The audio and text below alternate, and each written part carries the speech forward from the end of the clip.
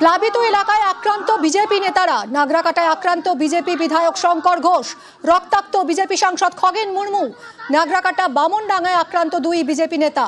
শঙ্কর ঘোষের গাড়ি ভাঙচুর, বিজেপি বিধায়ক শঙ্কর ঘোষকে জুতো দিয়ে মার।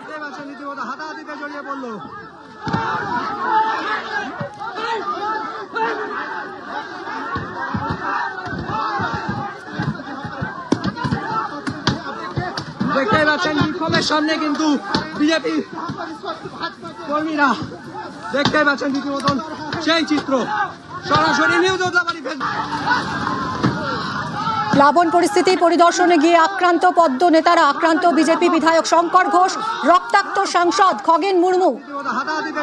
মালদহ উত্তরের বিজেপি সাংসদ খগেন মুর্মু তিনি রক্তাক্ত। আক্রান্ত বিজেপি নেতারা। বিধায়ক শঙ্কর ঘোষকে জুতো চটি ছুড়ে মারা হয়, গাড়িতে ভাঙচুর চালানো হয়, ইট লাঠি নিয়ে হামলার অভিযোগ। পরিস্থিতি সামলাতে হিমশিম রক্ষীরা। কথা বলবো রকি আমাদের প্রতিনিধির সঙ্গে। রকি, যারা হামলা চালালো এরা কারা, আর রক্ষীরা তখন কোথায় ছিলেন?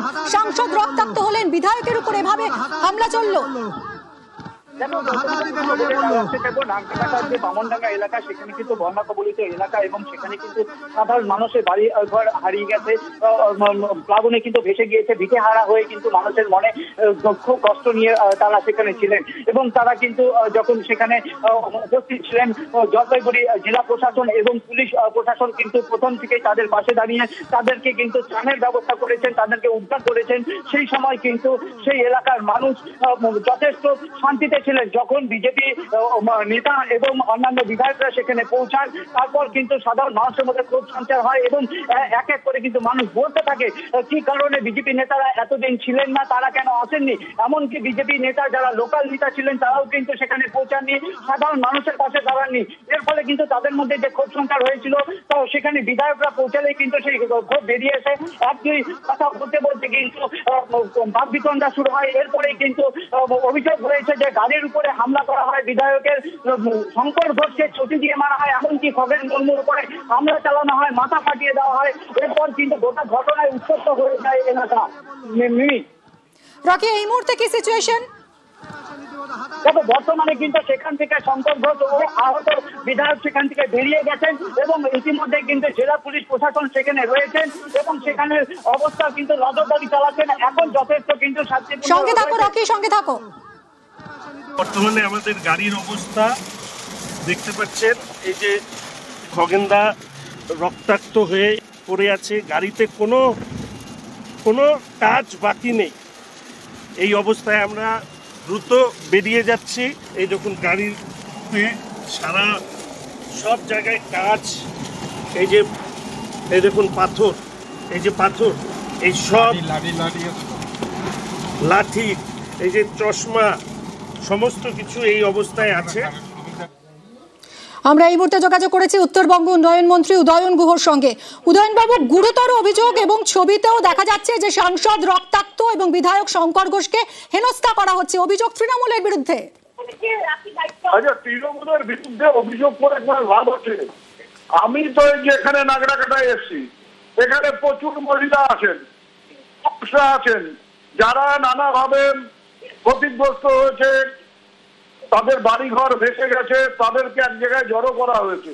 এবার এই লোকগুলো যদি বিক্ষোভ দেখায়, এই লোকগুলো যদি আমাকে ক্ষোভ দেখায়, আমি যদি বলি বিজেপির লোক আমাকে আক্রমণ করেছে, এটা যেমন বাজে কথা বলা হবে, তেমনি এরা তৃণমূল আক্রমণ করেছে বলে ঘুরিয়ে দেওয়ার চেষ্টা করছে। এরা আসেনি, এরা দুদিন ধরে মানুষের পাশে দাঁড়ায়নি।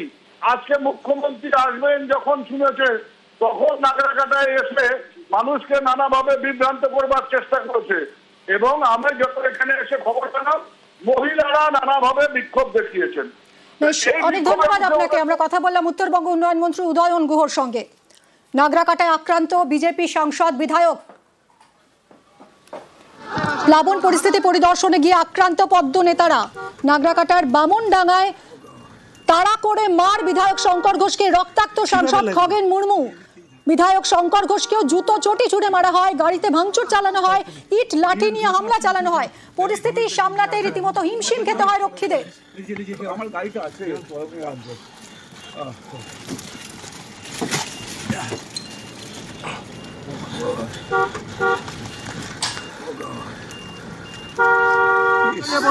কিভাবে লাগে? বর্তমানে আমাদের গাড়ির অবস্থা দেখতে পাচ্ছেন, এই যে খগেনদা রক্তাক্ত হয়ে পড়ে আছে, গাড়িতে কোনো কাজ বাকি নেই। এই অবস্থায় আমরা দ্রুত বেরিয়ে যাচ্ছি।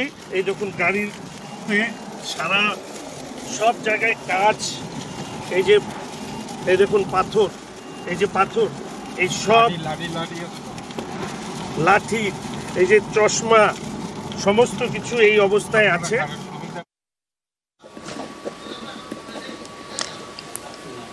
প্লাবিত এলাকায় গেছিলেন বিজেপি সাংসদ এবং বিধায়করা। বিধায়ক শঙ্কর ঘোষ এবং সাংসদ খগেন মুর্মু প্লাবিত এলাকা পরিদর্শনে গিয়েছিলেন, কিন্তু গিয়ে তাদের ব্যাপক বিক্ষোভের মুখে পড়তে হয়। নাগরাকাটায় রক্তাক্ত হন বিজেপি সাংসদ খগেন মুর্মু, আক্রান্ত হন বিজেপি বিধায়ক শঙ্কর ঘোষ। নাগরাকাটার বামনডাঙ্গায় আক্রান্ত দুই বিজেপি নেতা। দেখুন সেই ছবি দেখাচ্ছি, শঙ্কর ঘোষের গাড়ি ঘিরে ধরে চটি জুতো ছুঁড়ে মারা হচ্ছে, তার গাড়ি ভাঙচুর। অন্যদিকে রক্তাক্ত বিজেপি সাংসদ খগেন মুর্মু। কিভাবে লাগলো?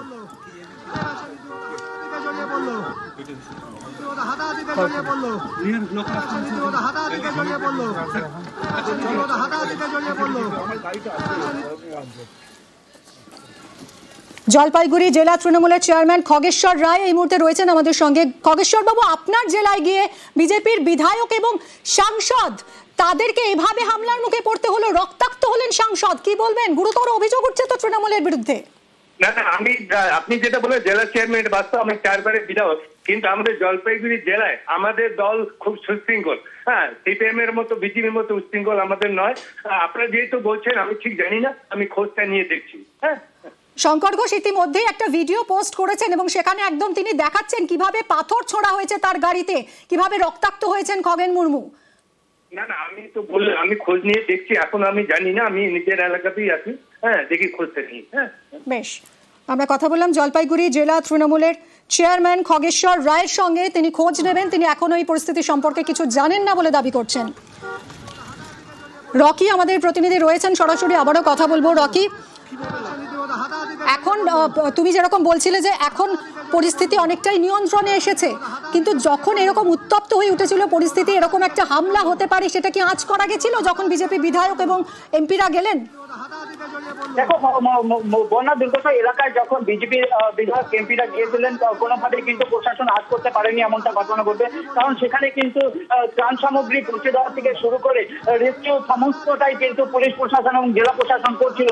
সেই সময় কিন্তু শান্তিপূর্ণভাবেই ছিল। যখন বিধায়কের গাড়ি এবং সাংসদের গাড়ি সেখানে পৌঁছায়, তারপর থেকেই কিন্তু এলাকা উত্তপ্ত হতে থাকে, কারণ পুলিশ প্রশাসনের কাছে কোনো রকম ভাবে এ ধরনের ইনফরমেশন ছিল না যে সেরকম কোনো সেখানে কেওয়া হতে পারে, কারণ সাধারণ মানুষ এখানে ভিটে মাটি হারিয়ে কিন্তু শোকস্তব্ধ হয়ে রয়েছিল।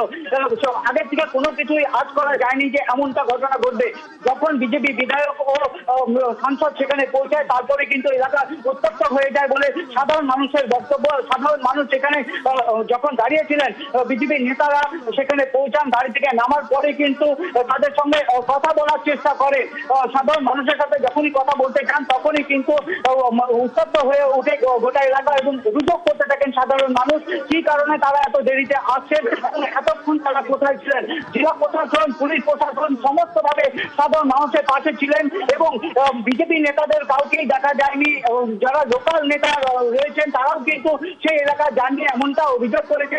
ত্রাণের ব্যবস্থা তারা করেনি, আজকে কি করতে তারা এসেছেন, এই সকল অভিযোগের ভিত্তিতেই কিন্তু সাধারণ মানুষ খেপে সরব হয় এমনটা কিন্তু অভিযোগ করেছে। গোটা ঘটনার উপরে নজর রাখছে জেলা পুলিশ প্রশাসন এবং গোটা ঘটনার পর কিন্তু এখন স্থিতিশীল হয়েছে এলাকা। রকি, পরিস্থিতির উপর নজর রাখো, আরো আপডেট নেব তোমার থেকে। এই মুহূর্তে আপনাদের দেখাচ্ছি উত্তপ্ত নাগরাকাটা, সেই সময়ের ছবি। নাগরাকাটায় আক্রান্ত বিজেপি সাংসদ এবং বিধায়ক। প্লাবিত এলাকায় রক্তাক্ত বিজেপি সাংসদ। নাগরাকাটায় রক্তাক্ত বিজেপি সাংসদ খগেন মুর্মু, আক্রান্ত বিজেপি বিধায়ক শঙ্কর ঘোষ, হামলার মুখে পড়েন তিনিও। নাগরাকাটার বামনডাঙ্গার ঘটনা, বামনডাঙ্গায় প্লাবন পরিস্থিতি দেখতে গিয়েছিলেন এই দুই বিজেপি নেতা এবং হামলার মুখে পড়েন আক্রান্ত দুজন। শঙ্কর ঘোষের গাড়ি ভাঙচুরের অভিযোগ, বিজেপি বিধায়ক শঙ্কর ঘোষকে জুতো দিয়ে মার, সেই ছবি দেখা যাচ্ছে। এমনকি এমএলএ এমপিদেরও দেখতে পাওয়া যায় না। সেখানে এখানে রাজনীতি করতে এসছে মানুষ। কালকে থেকে যে পরিস্থিতি গোটা জেলা জুড়ে বিভিন্ন ব্লকে, আমাদের নাগরাকাটা থেকে শুরু করে ময়নাগুড়ি, ধূপগুড়ি সমস্ত ব্লক এফেক্টেড হয়েছে এই বৃষ্টির জন্য।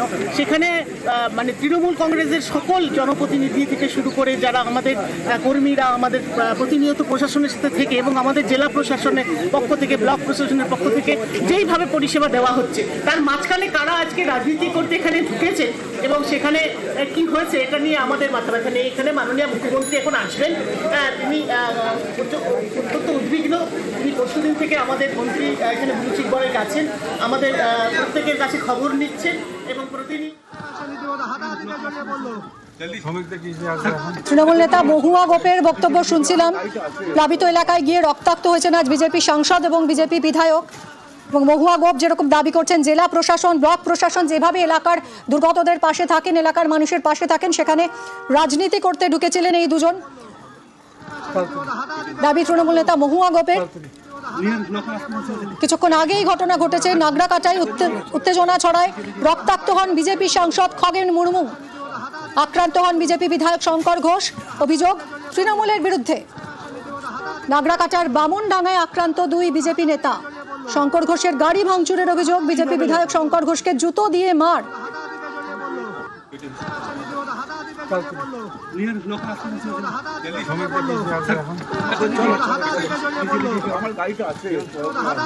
প্রাকি বিজেপির অভিযোগ তৃণমূলের ইন্ধনে এই বিক্ষোভ হয়েছে। তুমি কি দেখলে, যারা আক্রমণ চালালো তারা কারা?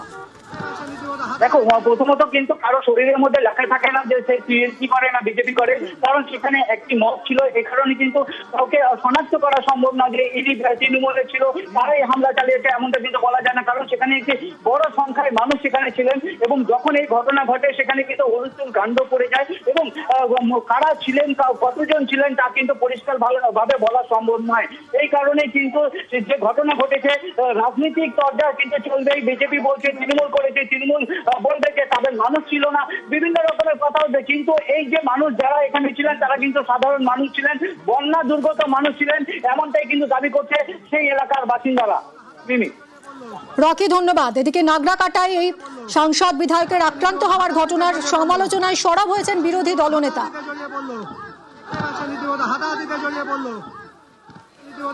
জড়িয়ে পড়লো।